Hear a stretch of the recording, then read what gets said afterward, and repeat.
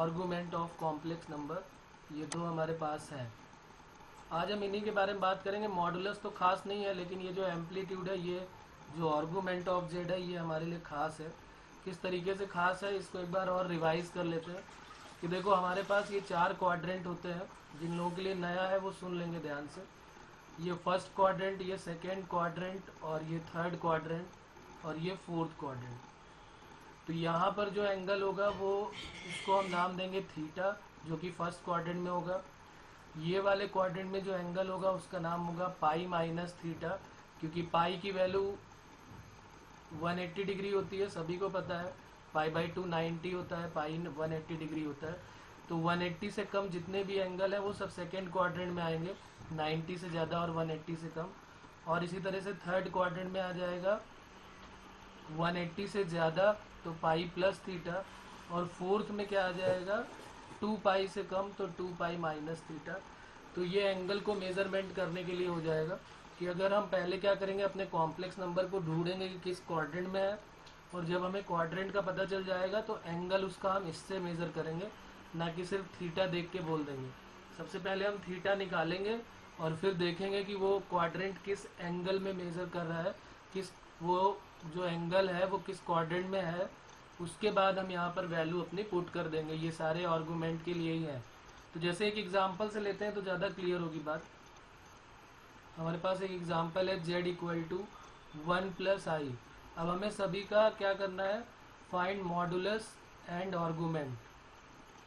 Modulus भी निकालेंगे और आर्गूमेंट भी निकालेंगे।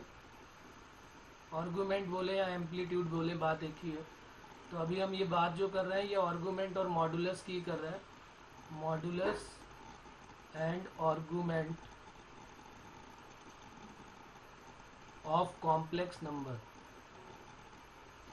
तो जरा आप बताओ इसमें क्या होगा। z इक्वल टू 1 प्लस आई की बात अगर करेंगे तो मॉड z कितना आने वाला है, इस पर कोई चेंज नहीं होगा, क्योंकि इसको किससे कंपेयर करेंगे, x प्लस आई वाई से। तो यहाँ से x की वैल्यू क्या मिल जाएगी 1, और y की वैल्यू क्या मिल जाएगी 1। और ये जो पॉइंट 1,1 है ये किस क्वाड्रेंट में लाई करेगा, फर्स्ट क्वाड्रेंट में। तो एंगल जो है वो थीटा ही आने वाला है। फर्स्ट क्वाड्रेंट का एंगल क्या होता है, थीटा। और मॉड z की वैल्यू क्या हो जाएगी, √1 + 1, तो ये हो जाएगी √2। तो मॉड z की वैल्यू तो इजीली आ गई। अब जरा आर्गूमेंट के बारे में देखते हैं। तो 1,1 तो हमारा जो tan थीटा है वो क्या होता है y/x। सबसे पहले हम क्या करेंगे, सबको फर्स्ट क्वाड्रेंट में ले जाएंगे, और जब सबको फर्स्ट क्वाड्रेंट में ले जाएंगे उसके बाद फिर थीटा फाइंड आउट कर लेंगे, और थीटा फाइंड आउट करने के बाद फिर हम उसको जो है किसी भी क्वाड्रेंट में ले आएंगे। किस तरीके से देखते हैं, देखो यहाँ पर y और x की वैल्यू दोनों 1 है, तो ये 1 आ गया। तो थीटा की वैल्यू हमारी क्या हो गई, पाई/4। अब इसका जो ये हमारा क्वेश्चन था, first question z equal to, इसका जो मॉड z है वो आ गया √2, और जो इसका आर्गूमेंट ऑफ z है वो आ गया पाई/4। ये हमारा आंसर हो गया। पाई/4 क्यों ले लिया है, क्योंकि जो z इक्वल टू 1 प्लस आई है वो फर्स्ट क्वाड्रेंट में ही लाई कर रहा है, और अगर फर्स्ट क्वाड्रेंट में लाई कर रहा है तो जो थीटा होता है वही आंसर हो जाता है। तो अगर हम इसको रिप्रेजेंट करना चाहेंगे तो किस तरीके से रिप्रेजेंट करेंगे, कुछ इस टाइप से रिप्रेजेंट कर देंगे ये, और यहाँ पर ये एंगल क्या बोल देंगे, पाई/4। तो ये थीटा हमारा क्या हो जाएगा, पाई/4, और ये कॉम्प्लेक्स नंबर z है जिसके कोऑर्डिनेट 1,1 है। ऐसे रिप्रेजेंट करके भी दिखा देंगे। अच्छा, एक क्वेश्चन यहाँ पर और बनता है कि जरा आप ये बताइए कि क्या इस लाइन को ओरिजिन तक ही रखना है कि ओरिजिन के पीछे भी इसको एक्सटेंड कर सकते हैं। सोच समझ के जवाब देना है, जल्दी में नहीं देना है कोई भी। क्या हम इसको ऐसे पीछे की तरफ एक्सटेंड कर सकते हैं, ऐसे पूरी लाइन बोले? No sir, no sir, no sir. Okay, तो देखो यहाँ पर क्या है, अगर हम इस लाइन को पीछे, या जैसे कि हमारी आदत होती है हम कोई भी लाइन होती है उसको पूरी लाइन इस तरीके से ड्रॉ कर लेते हैं, तो ये जो एंगल है हमारा यहाँ से यहाँ तक का, फिर ये पाई/4 नहीं हो पाएगा। और ये वाली लाइन जो है ये तो थर्ड क्वाड्रेंट में लाई कर रही है, तो थर्ड क्वाड्रेंट में ये एंगल पाई प्लस पाई/4 हो जाएगा। बात समझ रहे ना। तो फिर ये वाला जो ब्लैक से मैंने किया हुआ है इसको हम रिप्रेजेंट नहीं करेंगे। हमारी लाइन जो बनने वाली है वो सिर्फ ओरिजिन से बनेगी, ना तो ये आएगा, ना ये कहीं कुछ होगा, और ना ही ये होगा। तो सिर्फ इसी तरीके से रिप्रेजेंट करेंगे ये तो सिर्फ समझने के लिए था। अब आ जाते हैं जरा सेकेंड क्वेश्चन में। जैसे सेकेंड क्वेश्चन हमारा है z equal to -1 plus i, तो इसको भी x प्लस आई वाई से कंपेयर कर लेंगे। तो x की वैल्यू यहाँ से क्या आ जाएगी -1 और y की वैल्यू क्या आ जाएगी 1। अब इसका जो मॉड z है वो तो ज़्यादा परेशान होने की ज़रूरत नहीं है। √x² होगा तो -1 का स्क्वायर प्लस 1 का स्क्वायर, तो ये आ गया √2। लेकिन थीटा में प्रॉब्लम है। अब ये अगर हम थोड़ा सा होशियारी करेंगे तो डायरेक्ट हमको पता चल जाएगा, लेकिन मैं चाहता हूँ कि चलो ठीक है, अभी हम क्या करेंगे, इसको फर्स्ट क्वाड्रेंट में ले जाते हैं और फर्स्ट क्वाड्रेंट में दोनों को पॉजिटिव कर लेते हैं, क्योंकि हमको तो ये पता है ना कि -1, 1 किस क्वाड्रेंट में लाई करेगा, -1, 1 सेकेंड क्वाड्रेंट में लाई करेगा, और यहाँ पर होता है पाई माइनस थीटा।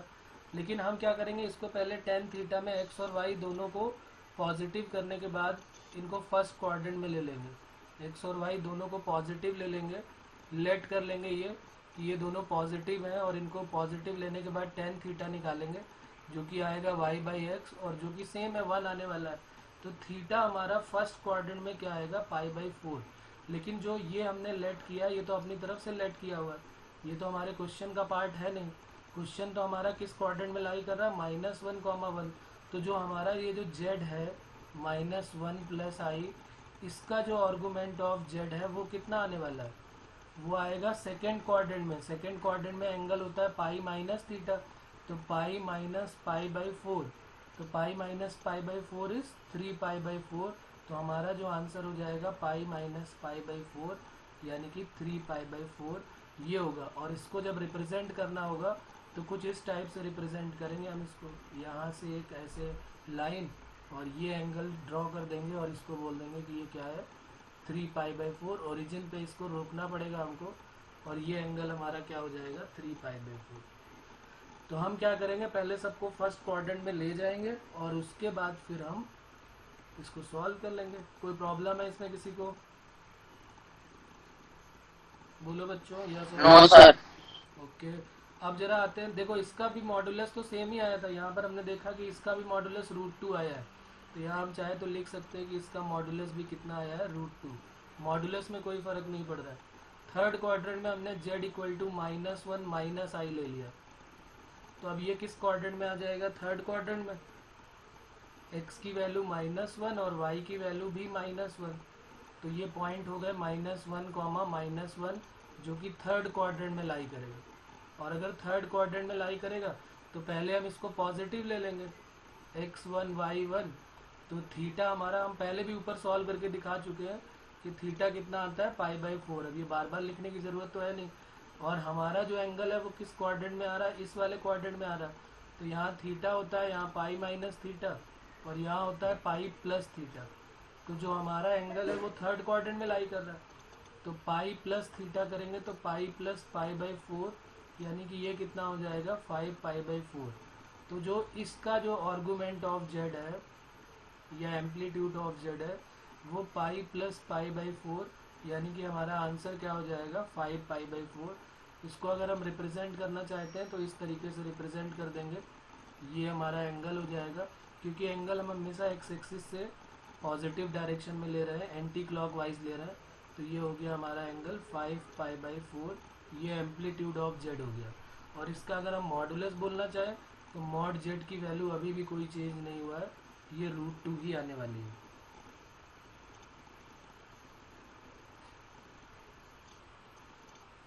तो इसमें किसी को कोई प्रॉब्लम आ रही है, अभी समझ में आ रही बात?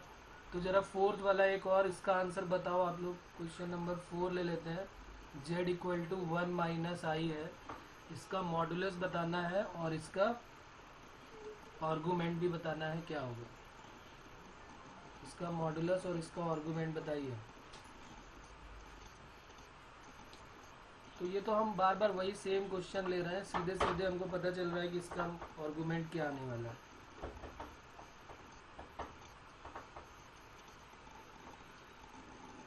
सर 7π/4। 7π/4 सीधी सी बात है। इसके कोऑर्डिनेट क्या आ जाएंगे, x और y की वैल्यू 1, -1 1, किस कोऑर्डिनेट में लाई करेगा, x में प्लस और y में माइनस। तो ये x की पॉजिटिव ये नेगेटिव, ये y की पॉजिटिव, ये y की नेगेटिव। तो x में 1 और y में -1, तो यहाँ तो 7.5 ये वाला एंगल हो जाएगा। तो ये कितना हो गया 2 पाई माइनस पाई बाई 4, क्योंकि यहाँ पर जो एंगल होता है वो 2 पाई माइनस थीटा होता है। तो 4 2 ज़ा 8 -1 क्या आ जाएगा 7 पाई बाई 4। तो ये हमारा आंसर हो जाएगा 7 पाई बाई 4। इसमें किसी को कोई प्रॉब्लम है? तो पहले हम क्या करते हैं, पहले इसको हम दोनों को पॉजिटिव ले लेंगे, x और y दोनों को पॉजिटिव कर लेंगे, फिर थीटा फाइंड आउट करेंगे। और थीटा जब फाइंड आउट हमारा हो जाएगा उसके बाद तो फिर हमें कोई प्रॉब्लम ही नहीं, हम देख लेंगे किस कोऑर्डिनेट में है और उसी में एंगल भी ले लेंगे। ठीक है बच्चों, यहाँ तक बात क्लियर है? तो चलिए क्वेश्चन मैं देता हूँ, जरा इसका आंसर बताइए आप।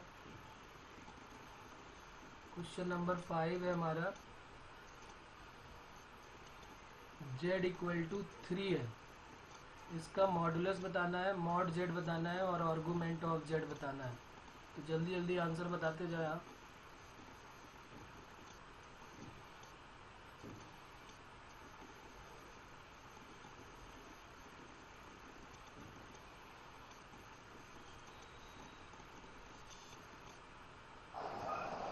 Sir, 3 and modulus of z is equal to 3 and argument of z is equal to 0 degree. Argument of z equal to 0 degree. Okay, क्योंकि हम देख रहे हैं कि 3,0 किस कोऑर्डिनेट में लाई करेगा। अगर हम देखें इसको x प्लस आई वाई से कंपेयर कर लें तो ये x की वैल्यू क्या दे रहा है 3 और y की वैल्यू दे रहा है 0। तो इसका मतलब ये तो यहीं पे लाई करेगा ना 3,0। तो हमें मॉडुलस निकालना है, तो मॉडुलस निकालने की तो ज़रूरत ही नहीं क्योंकि ये तो 3 आने वाला है, क्योंकि under root x² plus Y तो 0 ही है, तो ये 3 हो गया।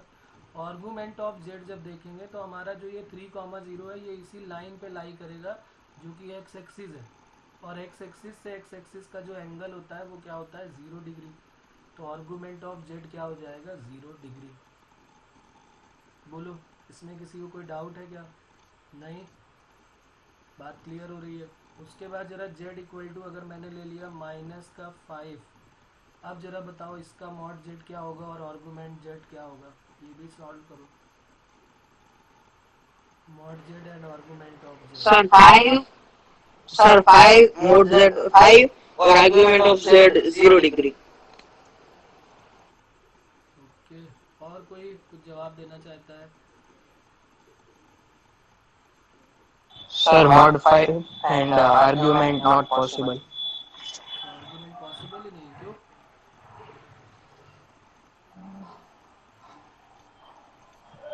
No sir, 0 0.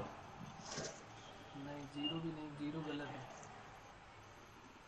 मैंने तुमको Sir, 180 degree. हाँ, कितनी बार 180 degree. इसको रिप्रेजेंट कर लो ना, सबसे बढ़िया काम होता है इसको रिप्रेजेंट करना। तो x प्लस आई वाई करेंगे तो x की वैल्यू -5 और y की वैल्यू 0 आ गई। तो -5,0 कहाँ पर लाई कर रहा है, यहाँ पर लाई कर रहा है ना -5,0। तो हम तो x एक्सिस से एंगल मेजर करते हैं, तो ये एंगल नहीं मेजर कर पाओगे तुम लोग। ये एंगल कितना होने वाला है, अरे पाई होने वाला है ये तो, और ये एंगल तो 0 था, लेकिन ये तो x एक्सिस से एंगल पाई दे रहा है। तो इसका मतलब मॉड z अभी भी 5 है, माइनस का 5 नहीं बोल सकते क्योंकि अंडर रूट करेंगे और स्क्वायर करेंगे तो पॉजिटिव ही लेनी है, लेकिन आर्गूमेंट ऑफ z जो है वो पाई हो जाएगा। बताओ इसमें किसी को कोई डाउट आ रहा है? तो बहुत इजी सा काम है, कोई प्रॉब्लम नहीं आनी चाहिए, क्योंकि हम देख रहे हैं कि ये 5,0 नेगेटिव x एक्सिस में Clear. ओके, तो अब यहाँ से हमको बात समझ में आ गई। अब जरा देखते हैं z इक्वल टू हमारे पास है 4i, इसका मॉडुलस ऑफ z बताना है और आर्गूमेंट ऑफ z बताना है। Modulus of z is what and argument of z is what? Sir, modulus of z is equal to 4 and angle is equal to 90 degree. बिल्कुल सही है, सीधे सीधे समझ में आ Pi गया, by 2. क्योंकि ये यहाँ पर x की वैल्यू क्या देने वाला है, जब इसको x प्लस आई वाई से कंपेयर करेंगे तो x तो 0 देगा, y की वैल्यू क्या देगा 4। तो 0,4 कहाँ लाई करेगा, यहाँ कहीं पर लाई करेगा 0,4, और 0,4 x एक्सिस से हमको डायरेक्शन देखनी है, एंगल देखना है। तो ये एंगल कितना बनने वाला है π/2 बनने वाला है। तो ये एंगल की वैल्यू 90 डिग्री हो गई। तो आंसर हो गया 90 डिग्री बोलो या π/2 बोलो, बात एक ही है। बोलो, अभी भी कोई प्रॉब्लम क्या? नहीं? अरे सीधी सी बहुत छोटी छोटी सी बातें हो ना, ये बहुत बड़ी बात नहीं है कोई। ये तो हम बहुत बेसिक सा ले रहे हैं ताकि कंफ्यूजन ना हो आगे चल के अगर ऐसा कुछ मिलता है। अच्छा, ये 4i प्योरली रियल नंबर है कि प्योरली इमेजनरी नंबर है, कौन बताएगा? 4i प्योरली रियल है कि प्योरली इमेजनरी है? Imaginary. Early imaginary. हाँ, इसमें सिर्फ आई ही है, रियल पार्ट की वैल्यू ज़ीरो है, तो प्योरली इमेजनरी है। बाकी लोग भी याद रखें सारी चीज़ें। ये कौन सा नंबर है? -5, z = -5। अरे ये प्योरली रियल है, इसमें रियल पार्ट तो है, इमेजनरी पार्ट ज़ीरो है, तो प्योरली रियल है। चाहे प्लस का हो या माइनस का हो, है तो प्योरली रियल ही ना। ऐसा नहीं बोल सकते कि प्योरली रियल नहीं है, तो ये प्योरली रियल है। ओके, चलिए, तो फिर अब जरा बताइए, z = -i ये दिया हुआ है, इसका आर्गुमेंट बताना है और इसका मॉडुलस बताना है, क्या होगा? Sir, modulus of z is equal to 1 and argument of z is equal to 270 degree. 270 degree. इसको भी कंपेयर कर लेते हैं, x की वैल्यू क्या आने वाली है 0 और y की वैल्यू क्या आने वाली है -1। देख रहे हो ना, x प्लस आई वाई से जब कंपेयर करोगे तो x की वैल्यू 0 आएगी, y की वैल्यू -1 आएगी, तो 0, -1 कहाँ आने वाला है? यहाँ पर कहीं आएगा। तो 0, ये हो गया -1, तो ये एंगल यहाँ से यहाँ तक क्या हो गया? ये एंगल यहाँ से यहाँ तक हो जाएगा 3π/2, क्योंकि 270 डिग्री पे जाएगा। तो argument of z, mod z की वैल्यू आ जाएगी यहाँ पर, मॉड z तो 1 ही आने वाला है, लेकिन आर्गूमेंट ऑफ z क्या हो जाएगा? आर्गूमेंट ऑफ z जो है वो 3π/2 होने वाला है। ओके बच्चों, बात क्लियर है यहाँ तक? तो ये तो थे हमारे आर्गूमेंट और मॉडुलस के कुछ इजी से क्वेश्चन। अभी हम एक बात और करेंगे इसके बारे में। इसमें किसी को कोई कहीं पर कुछ डाउट है तो बोलो, क्योंकि अब से सारा काम मॉडुलस और आर्गूमेंट का ही चलने वाला है, तो फिर प्रॉब्लम होगी आगे। अगर अभी भी कोई प्रॉब्लम है, मन में कोई डाउट है तो पूछ सकते हैं।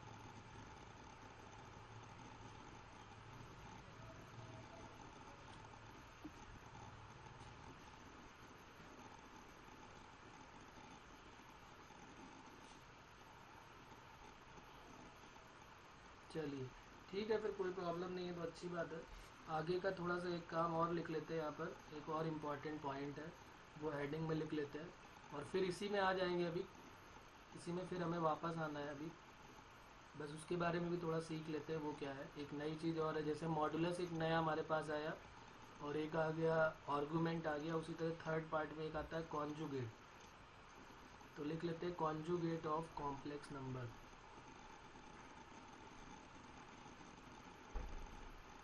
Conjugate of complex number. Conjugate of complex number को हम डिनोट करते हैं, लिख लेंगे denoted by Z bar.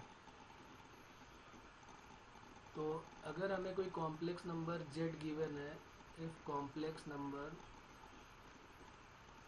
z = x plus iy is given, then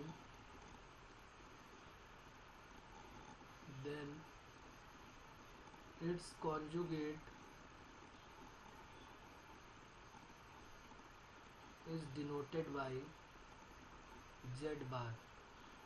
और ये होता क्या है, इसमें हमें क्या करना होता है z बार में, इसमें हमें रिप्लेस करना होगा z बार। होता क्या है, कैसे निकलेगा, इसमें हम i जो हमें दिखेगा उसको हम रिप्लेस कर देंगे, i is replace by, i की जगह सिर्फ कितना आ जाएगा -i। जो भी कॉम्प्लेक्स नंबर दिखेगा उसमें हम i की जगह पर क्या रिप्लेस कर देंगे -i। बाकी किसी का कोई साइन चेंज नहीं करेंगे, बस i की जगह -i से रिप्लेस कर देंगे। तो z बार की वैल्यू क्या हो जाएगी, x - iy। तो अगर हमें किसी कॉम्प्लेक्स नंबर का कॉन्जुगेट निकालना है तो उसका i का साइन चेंज करना पड़ेगा। ठीक है, अब ये जो कॉम्प्लेक्स नंबर z बार है ये होता क्या है, अगर हम इसको रिप्रेजेंट करना चाहें तो ऐसे लिख लेंगे कि कॉम्प्लेक्स नंबर अगर z बार है तो z बार जो है वो किसकी इमेज होता है। तो लिख लेंगे z बार इज मिरर इमेज, z बार is mirror image of z about real axis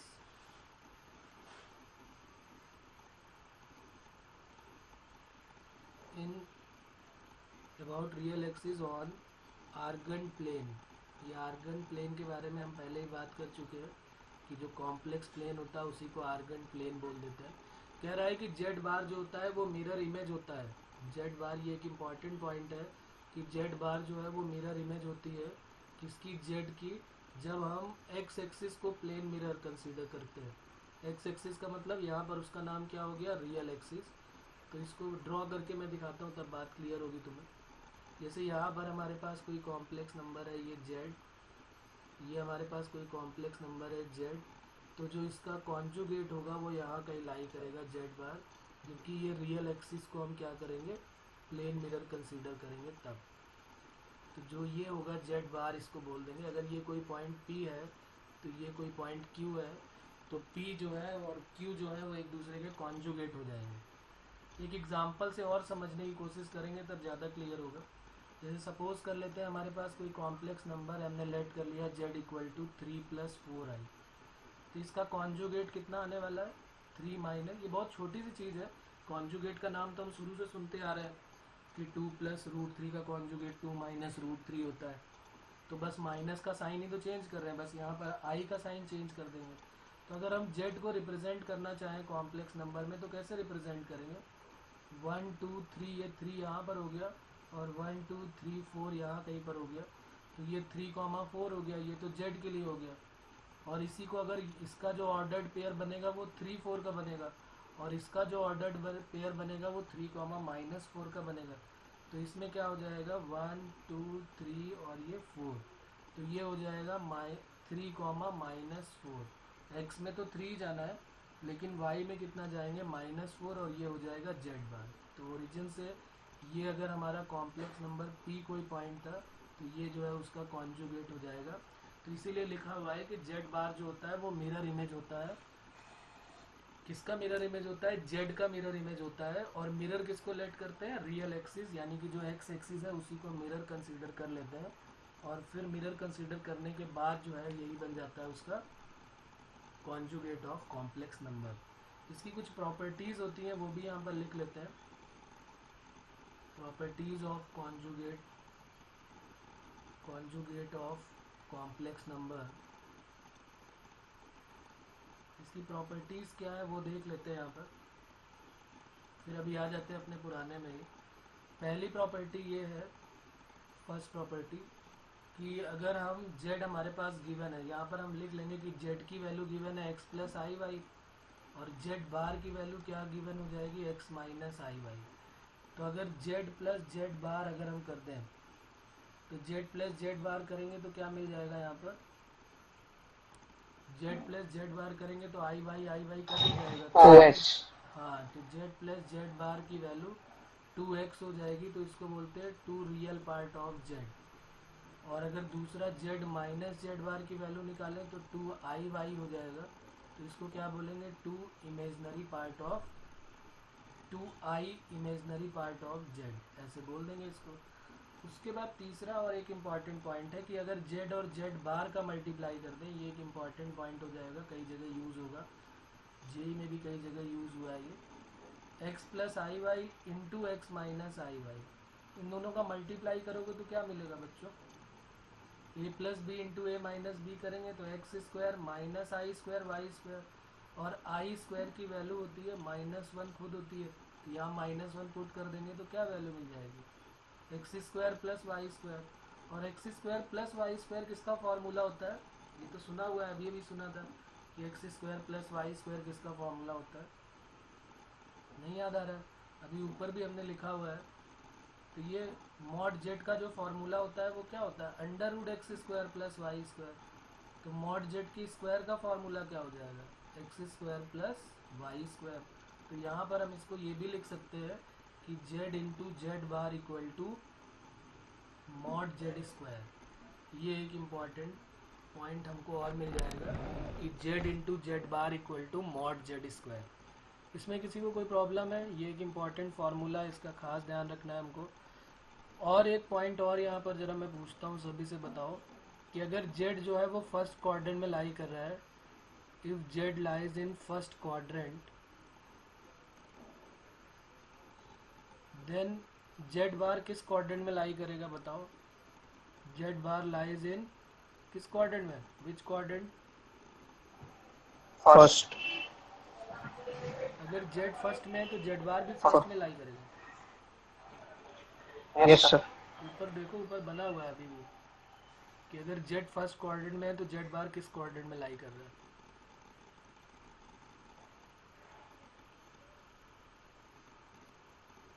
हाँ सही है, हीर तुम्हारा फोर्थ क्वाड्रेंट में लाई करेगा। ये दिख नहीं रहा यहाँ पे, देखो ना, ये फर्स्ट क्वाड्रेंट तो यहाँ पर है, ये फर्स्ट क्वाड्रेंट हो गया, ये सेकेंड हो गया, ये थर्ड हो गया, और ये कौन सा हो गया, फोर्थ।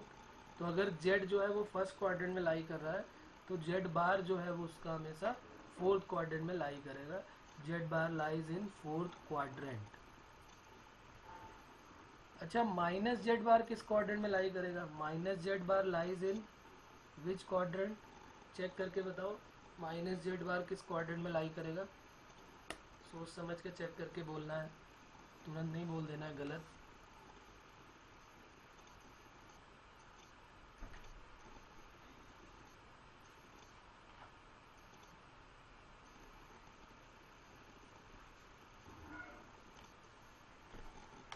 Sir second. हाँ बिल्कुल सही है, माइनस जेड बार सेकेंड क्वाड्रेंट में लाई करेगा। अरे सीधी सी बात है, हमने जेड को लेट कर लिया 3+4i, अगर किसी कंफ्यूजन है तो सुन लो। और जेड बार क्या हो जाएगा, 3-4i।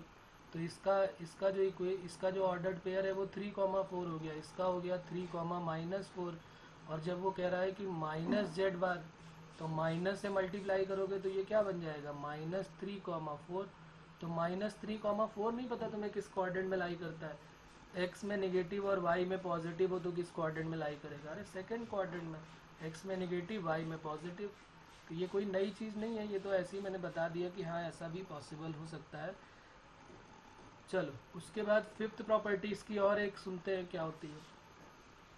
अगर जेड बार है जो कॉन्जुगेट है, उसका भी एक बार और कॉन्जुगेट कर दिया जाए तो किसकी इक्वल हो जाएगा? जेड बार का बार किसकी इक्वल हो जाएगा? जेड के। हाँ बिल्कुल सही है, सीधी सी बात है कि जेड है 3+4i, जेड बार है 3-4i। अब उसका भी बार कर दोगे तो फिर 3+4i बन जाएगा। तो ये भी एक इजी सी प्रॉपर्टी हो गई, जेड बार का बार हम हमेशा जेड रख देंगे उसकी जगह पे। और अच्छा एक और देखते हैं कि जेड का मॉडुलस, जेड बार का मॉडुलस, माइनस जेड का मॉडुलस और माइनस जेड बार का मॉडुलस, ये चारों सेम होते हैं क्या? ये ट्रू है कि फॉल्स है, इसको चेक करके तुम्हें बताना है कि क्या जेड का मॉडुलस, जेड बार का मॉडुलस, माइनस जेड का और माइनस जेड का, क्या ये ट्रू है? Yes sir. हाँ बिल्कुल ट्रू है, कोई भी तुम ले लो। तो यहाँ पर जेड की वैल्यू ले लिया हमने 3+4i, तो 3+4i का मॉड जेड कितना आएगा, 5। जेड बार कितना है, 3-4i, उसका भी मॉड अगर निकालेंगे तो कितना आएगा, 5। माइनस जेड ले लेंगे तो क्या आ जाएगा, -3-4i, उसका भी मॉड जेड लेंगे तो क्या आएगा, 5, सॉरी √5 नहीं 5। और उसके बाद लास्ट वाले को भी बताने की ज़रूरत नहीं है कि अगर माइनस कर देंगे तो भी आ जाएगा 5। तो ये बात क्लियर हो रही है। तो ये भी एक इजी सी और इम्पॉर्टेंट सी प्रॉपर्टी है, ध्यान रखेंगे इसका। ये भी हमने पहले भी किया हुआ था। अभी अगर मैं पहले आपको दिखाऊं तो यहाँ पर हमने 1+i 1-i 4 केस लिए थे। ये हमने पहला केस लिया था 1+i, तो जेड था। दूसरा हमने लिया था माइनस ऑफ जेड बार।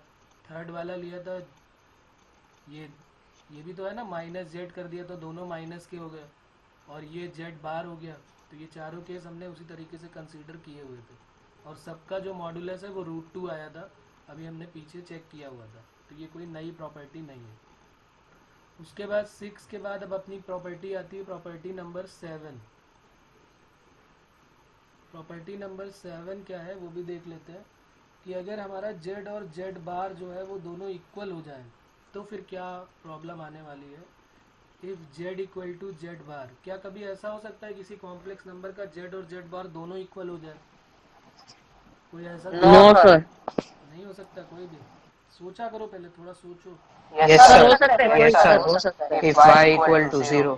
हाँ, अगर कोई कॉम्प्लेक्स नंबर तुमने z इक्वल टू 4 लिया हुआ है सपोज करो, तो उसका z बार भी कितना आने वाला है? 4।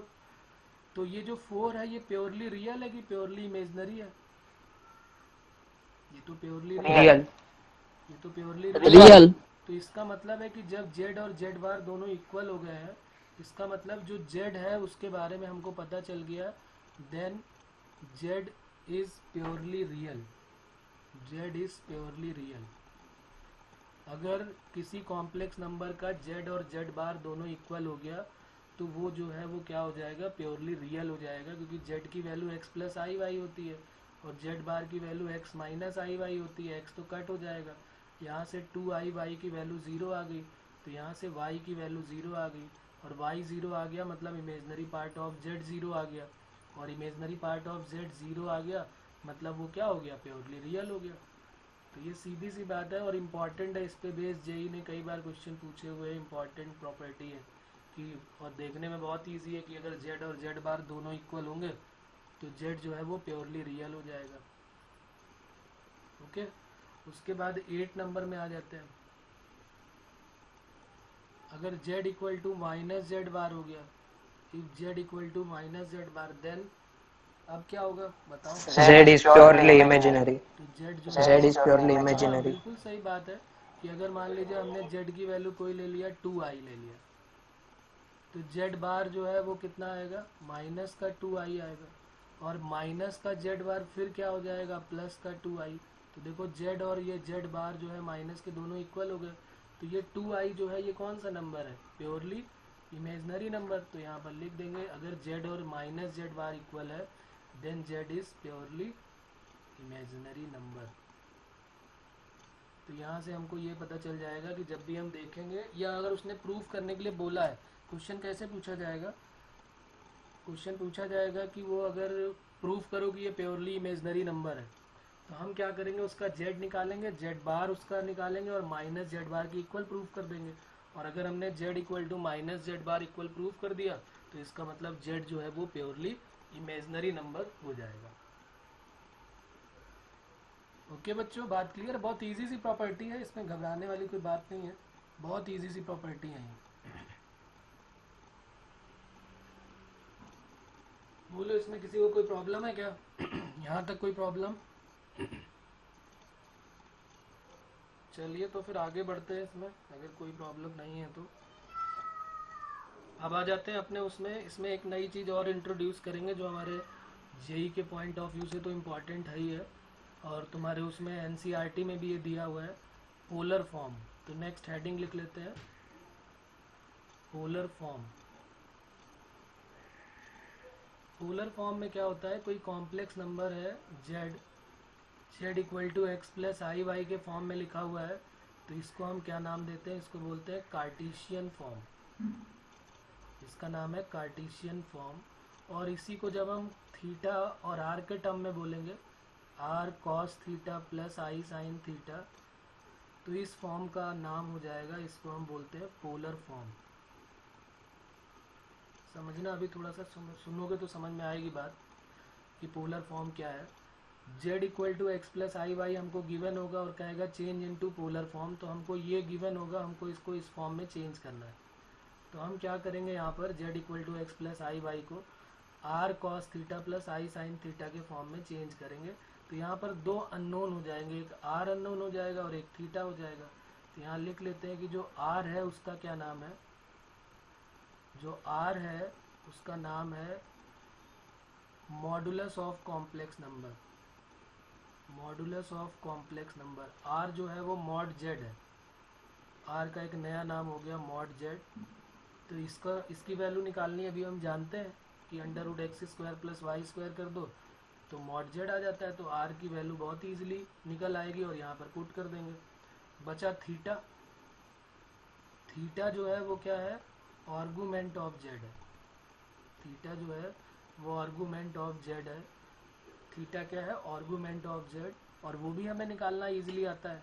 थीटा इक्वल टू क्या फॉर्मूला होता है, tan inverse y by x. और अभी हमने सारे क्वाड्रेंट में घूम घूम के सारी वैल्यूज़ निकाली हुई है कि नहीं, बात क्लियर हो रही। Theta equal to tan inverse x. तो ये जो पोलर फॉर्म है ये कोई नई चीज़ नहीं है हमारे लिए, ये दोनों ही हमें निकालने आते हैं। हमें क्या करना पड़ेगा, कोई भी क्वेश्चन दिया होगा उसका पहले हम मॉडुलस निकालेंगे और फिर उसका आर्गूमेंट निकालेंगे और फिर उसको इस फॉर्म में रख देंगे, आर की जगह आर की वैल्यू और थीटा की जगह थीटा की वैल्यू, तो हमारा पोलर फॉर्म में चेंज हो जाएगा ये। तो ये एनसीईआरटी का बहुत इजी सा पार्ट है। जैसे एक क्वेश्चन लेते हैं तो बात क्लियर होगी ज़्यादा। हमने एक क्वेश्चन ले लिया यहाँ पर,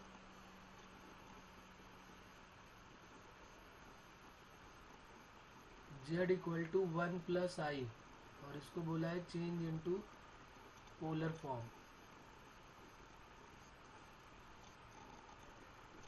इसको पोलर फॉर्म में चेंज करना है। बताओ फिर आंसर क्या आने वाला है। ये तो क्वेश्चन ही हम पहले कर चुके हैं, ऐसा तो कुछ है नहीं। मॉड जेड कितना होने वाला है, अंडर रूट 2 और थीटा भी इसका अभी ऊपर निकाला हुआ है, कितना आया था π/4। अभी ज़्यादा पीछे की बात नहीं है, अभी अभी हम लोगों ने किया हुआ है ये 1 प्लस आई वाला। पहला क्वेश्चन हमारा यही तो था, z equal to 1 plus i, तो ये लिखा हुआ है। तो इसका थीटा क्या आया था π/4 और z आया था √2। तो हम अपने फॉर्मूले में यहाँ पर वैल्यू पुट कर देंगे।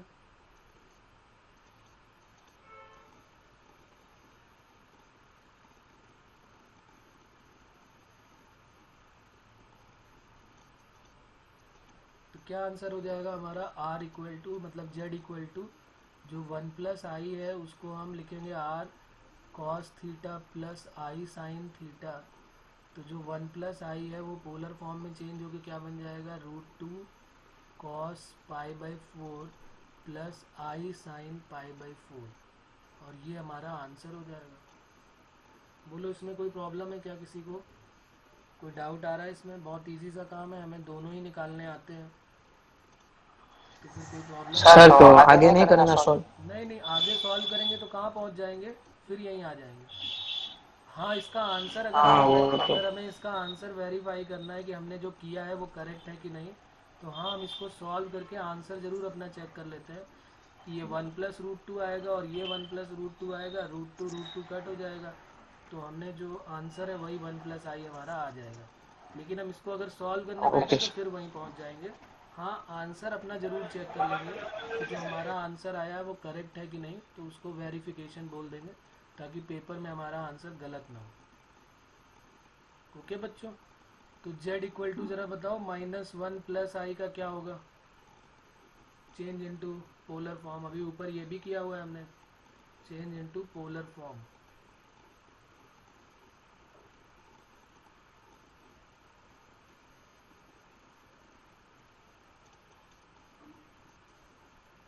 Hello sir. हाँ बेटा बोलो, आर की वैल्यू सर √2 cos 3π/4 प्लस आई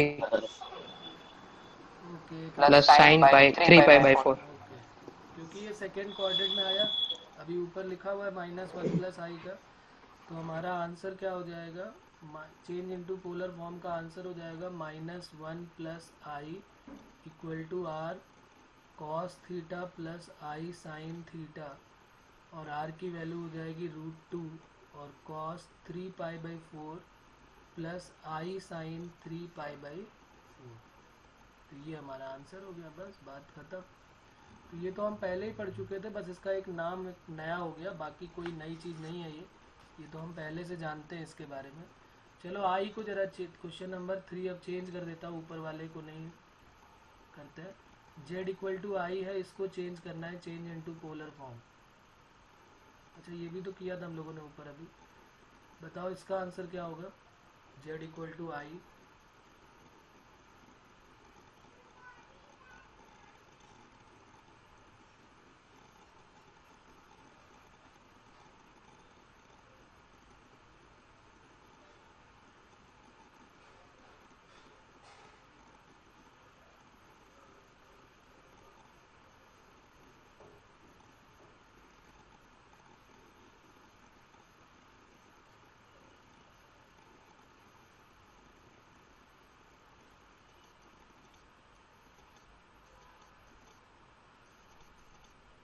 हेलो सर। हाँ बेटा बोलो। Sir cos pi by two plus i sine pi by two. हाँ सही है, बिल्कुल सही है, क्योंकि जेड जो है वो आर की इक्वल है, मॉड जेड आर, और आर की वैल्यू इसका एक्स जो है वो ज़ीरो है और वाई जो है वो वन है, तो ये तो वन हो जाएगा। और थीटा जो है वो हमें देखना पड़ेगा कि ये कहाँ पर लाई कर रहा है, तो एक्स में ज़ीरो वाई में वन, तो यहाँ पर आ गया ज़ीरो कॉमा वन, तो थीटा कितना हो गया, ये 90 डिग्री। और फार्मूले से भी निकाल सकते हो, थीटा इक्वल टू क्या होता है, tan inverse y by x, तो वाई वन है और एक्स जो है वो ज़ीरो है, तो टेन इनवर्स इन्फिनिटी, और इन्फिनिटी कितने डिग्री की वैल्यू होती है, पाई बाई टू की। तो हम थीटा और आर पता चल गया, तो हम आंसर लिख सकते हैं i equal to r, r की value one, cos pi by two plus i sine pi by two, answer आ गया। ओके, तो ये हमारा पोलर फॉर्म के क्वेश्चन भी बहुत इजीली सॉल्व हो जाएंगे। एक दो पॉइंट और है वो भी यहाँ पर लिख लेते हैं, फिर पोलर फॉर्म के क्वेश्चन आज करोगे तुम लोग एनसीईआरटी के, और फिर मेरे पास भेजना, जो प्रॉब्लम होगी तो फिर बात करेंगे। मोस्टली पार्ट हमारा हो जाएगा। एक और हेडिंग लिख लेते हैं, मल्टीप्लिकेटिव इनवर्स। मल्टीप्लिकेटिव इनवर्स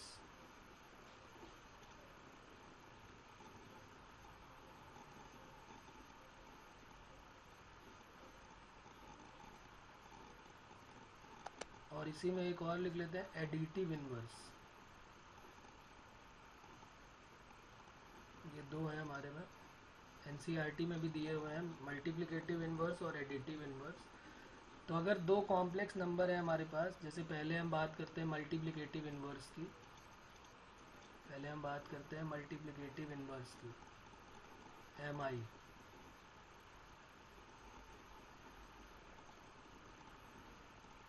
अगर हमारे पास दो कॉम्प्लेक्स नंबर है और उनका प्रोडक्ट कर दें, let two complex number z1 and z2 are given. अगर दो कॉम्प्लेक्स नंबर हमको गिवन है और उनका प्रोडक्ट अगर हम करें और वो वन की इक्वल आ जाए, तो वो जो है वो एक दूसरे के इन्वर्स हो जाएंगे। अरे सिंपल इन्वर्स की बात जो होती है ना, इन्वर्स हमें नहीं पता है कि एक दूसरे को रिवर्स कर दो तो इन्वर्स बन जाता है, जैसे टू का वन बाई टू, थ्री का वन बाई थ्री। तो वैसे ही कॉम्प्लेक्स नंबर में भी है कि अगर दो कॉम्प्लेक्स नंबर है, दोनों का मल्टीप्लाई कर दो तो एक जो है वो दूसरे का क्या बन जाता है, मल्टीप्लिकेटिव इन्वर्स बन जाता है। तो दूसरा जो है, अगर दूसरा चाहिए तो वन अपॉन जेड वन हो जाएगा, और अगर जेड वन चाहिए तो वन अपॉन जेड टू हो जाएगा। तो हम क्या करेंगे, जैसे मान लो कि हम इसको, क्योंकि हमने कल ही बात की थी कि कॉम्प्लेक्स नंबर को अपॉन में अकेला नहीं छोड़ते, उसके कॉन्जुगेट से मल्टीप्लाई करते हैं। तो हम z1 z2 के टर्म में नहीं लेट करते, हमने लेट कर लिया कि एक कॉम्प्लेक्स नंबर हमको z गिवन है। हम यहाँ पर थोड़ा दूसरे तरीके से लिख लेते हैं, क्योंकि हमें तो डायरेक्ट क्वेश्चंस करने हैं, तो हम एक फार्मूला बना लेते हैं ताकि हमें पूरा सॉल्व भी नहीं करना पड़ेगा, एक लाइन में सीधे आंसर आ जाएगा। तो हमने लेट कर लिया, लेट गिवन कॉम्प्लेक्स नंबर जो है वो z है। देन इसका मल्टीप्लिकेटिव इन्वर्स क्या होगा, बताओ बच्चों, इसका मल्टीप्लिकेटिव इन्वर्स क्या होगा। इसका मल्टीप्लिकेटिव इन्वर्स होगा वन बाई जेड। ये लिखा नहीं हुआ है कि अगर दो कॉम्प्लेक्स नंबर है तो एक को दूसरे का रिवर्स कर दो तो मल्टीप्लिकेटिव इन्वर्स बन जाएगा, रेसिप्रोकल जिसको बोलते हैं। अब ये जो वन बाई जेड है, इसको अकेला मत छोड़ो, इसको जेड बार से मल्टीप्लाई कर दो। जेड बार से मल्टीप्लाई करोगे तो देखो क्या बनने वाला है, जेड बार अपॉन में क्या बनेगा, जेड इंटू जेड बार। तो क्या जेड इंटू जेड बार का हमें फॉर्मूला पता है क्या होता है, जेड इंटू जेड बार अभी तो पढ़ा था, मॉड जेड स्क्वायर। तो जो मल्टीप्लिकेटिव इन्वर्स का फार्मूला बन जाएगा वो हम डायरेक्ट अगर याद रखना चाहें, जिससे हम टाइम बचा सकते हैं, तो Z bar upon mod Z square, और नहीं तो फिर पूरा प्रोसेस फॉलो कर लो, उसमें भी कोई प्रॉब्लम नहीं है। तो ये हमारा फॉर्मूला बन जाएगा, हम इस तरीके से भी इसको याद रख सकते हैं।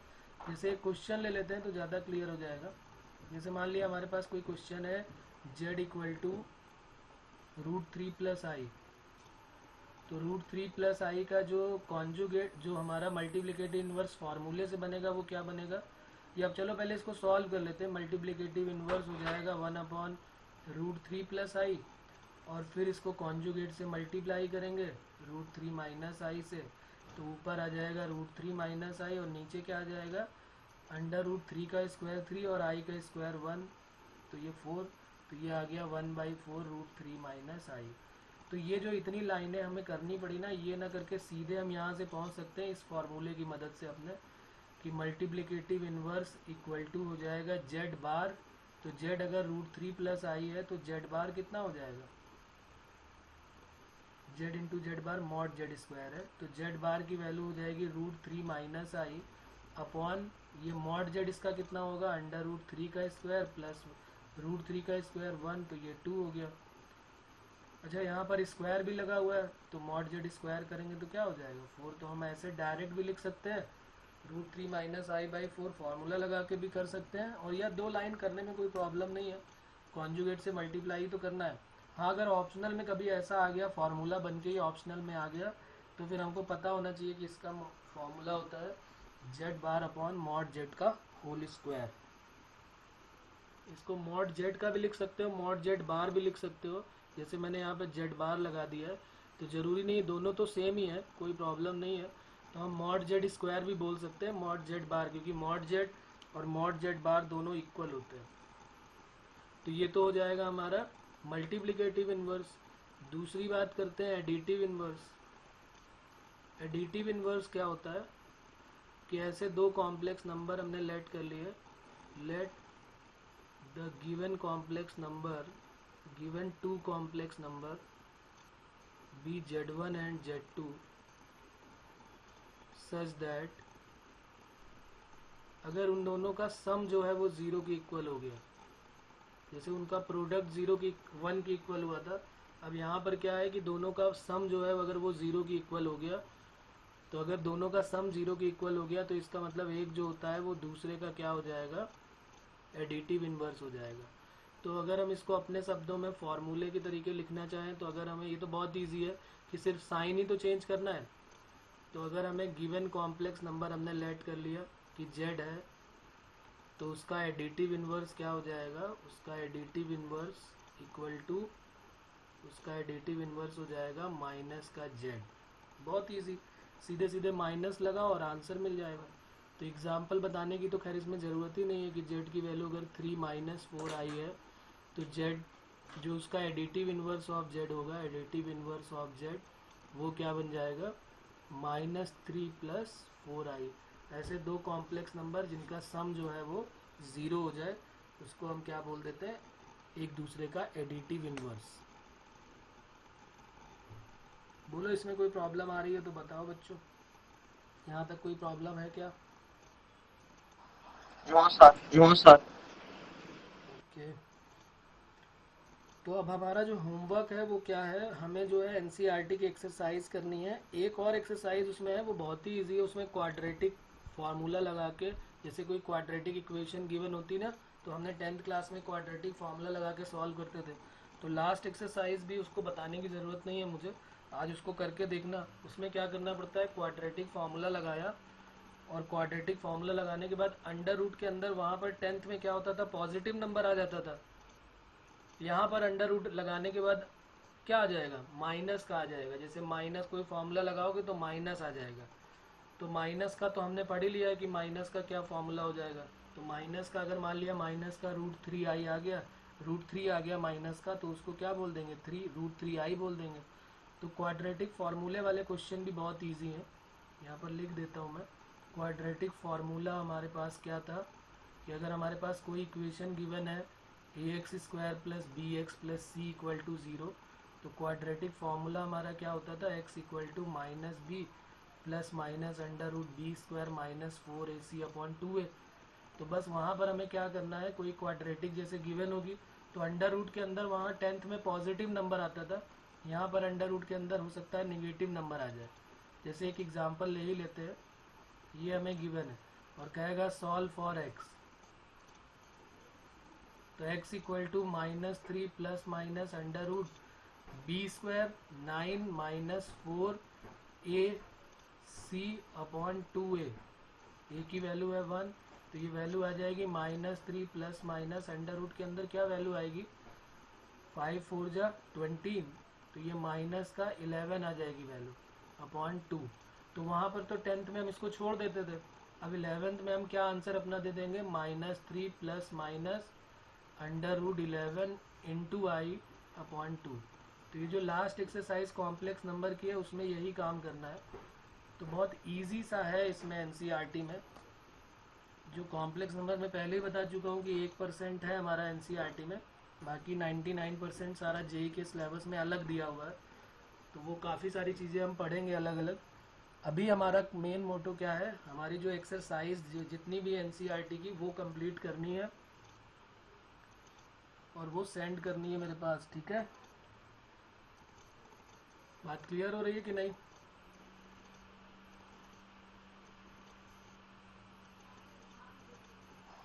Yes, sir. Yes, sir. Okay, तो ठीक है, फिर आज इतना ही काम करते हैं।